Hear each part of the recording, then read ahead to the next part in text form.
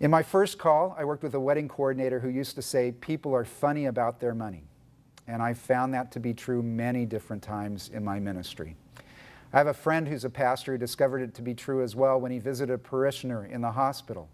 The man was about to have surgery, and my friend came in to visit him, and the gentleman told him why he needed the surgery, went into great detail about how he was having problems, bathroom problems, intimacy problems. He went into so much detail that most of us would have said, TMI, too much information. But my friend's an experienced pastor. He was used to this kind of stuff. And so he patiently listened. At the end, the parishioner said to him, and I need to get out of the hospital soon. I'm in the middle of a lawsuit. I need to get out of here because someone owes me money. And my friend, the pastor, said, well, how much money are we talking here? And his parishioner said to him, gee, pastor, don't you think that question's a little personal? People are funny about money. They can share all kinds of other information, but they often have trouble talking about money because money can produce great anxiety in all of us. I know that. I've had that anxiety myself. I've stayed up late at night wondering, am I earning enough? Am I saving enough for retirement? Do I have enough for this vacation or this purchase? Am I going to make my monthly bills? Do my parents have enough to retire on? All of those things are questions that we all can deal with. People get stressed out in talking about money, and pastors can get stressed out too. And yet it's important for us to talk about money and to talk about giving in preaching. That is why whenever I talk about giving and preaching, I try not to talk so much about money as I talk about faith. I tell people that giving money is the same thing as praying or reading the Bible or coming to worship. The reason we pastors encourage people to give generously is because giving money generously to God and to God's work helps to grow faith in people's lives. And God needs people of faith out in the world to have the courage and faith to do what God needs done to help our world be a better place. So one of the things I always say when I preach stewardship is I say, I'm not asking you to give money because the church needs money. The church may indeed need money, but that's not why I'm asking. I'm asking you to give because God needs your faith. God needs your faith, and God grows faith when you give. How does this work for an individual? Well, I'd like to read you a devotional written for a stewardship campaign at a church I pastored before I became bishop. The devotionals in this campaign discussed experiences that our lay people had had. Not all of them were about giving, but this one was. It's written by a woman named Cindy. She was a school teacher, and in her district, they only paid her 9 months of the year because since she had the summer off, she didn't get paid for the summer. And that's where she starts her devotional. She says, when we started attending our church in 2000, we were at the end of yet another long summer without pay. Just as the last few dollars of our first paychecks of the new school year were melting away, Pastor Andy started talking about tithing. My first experience with a church leader talking about tithing was when I was 17 and sitting through confirmation class. The recommendation that I should give 10% of my hard-earned money was offensive, and that, along with other ideas I found offensive, led me to choose not to be confirmed. So when Pastor Andy started talking money, I was prepared to be offended.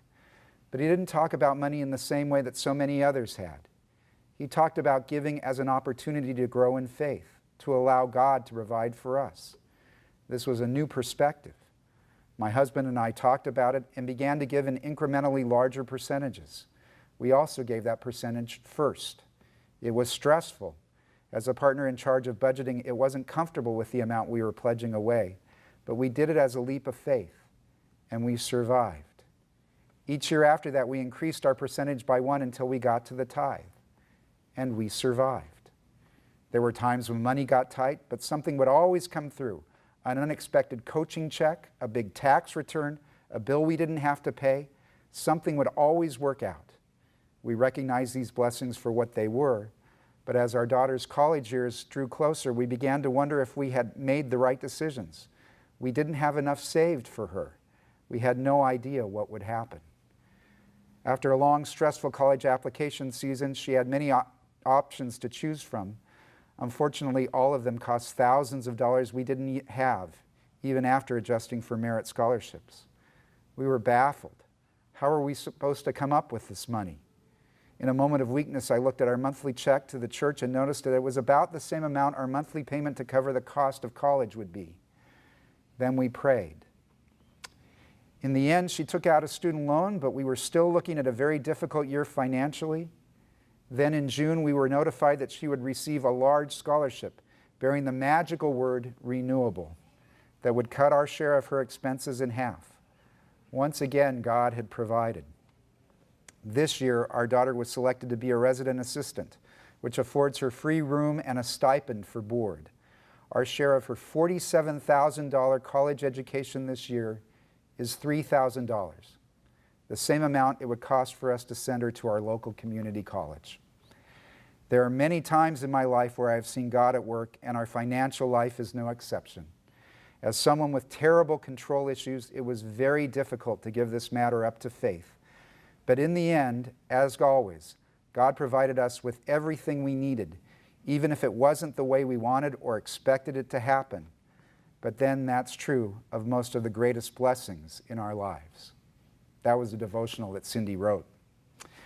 God comes through as we give in faith. It works for congregations as well as for individuals.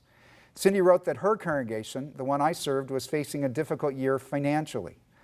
Offerings in 2015 were down substantially. The council had two choices: cut back on benevolences or cut staff. They prayed and got back together and talked and decided to share another possible solution with the congregation. We also had a mortgage reduction fund, and if people diverted half of what they were giving to that, we would have enough money to both pay the mortgage and do all the things that we needed to pay our bills. And so that was presented by council members in meetings in November. We asked people to consider moving half of their mortgage reduction payment to the general fund, and then we passed a budget. Congregation passed it without too many questions, with a $42,000 deficit out of $600,000. That was a pretty big chunk. Council promised they would monitor carefully and would make adjustments if money did not come in. Well, then January hit, and a couple of things happened. First, we discovered we had failed. Only 2 people, I was one of them, moved money from the mortgage reduction fund to the general fund. Just 2. Wasn't enough to cover that big balance. But for the first time in months, January 2016, the congregation was in the black. And throughout the rest of the year, including in January 2017, the congregation I am no longer pastor of, has continued each month to be in the black. Not only did they make up that $42,000, they had extra funds in the bank because people responded generously. What does that congregation do with benevolence? They give 15% off the top to the ELCA through the Synod, and another 5% to other religious and nonprofit organizations in order that God's work might be done. 20 cents off of each dollar first to God.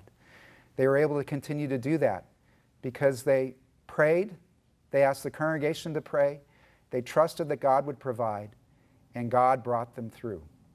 That's a congregation that has faith in God and is out there doing the things that God needs them to do in order to do God's work in this world. I'd encourage all congregations and individuals to do the same, to look at your own personal giving, to give first and generously to God, at least a tithe, and then also to encourage your congregations to do the same. As we give, God increases our faith and helps us to be the faithful people and congregations that God needs to do God's will out in the world.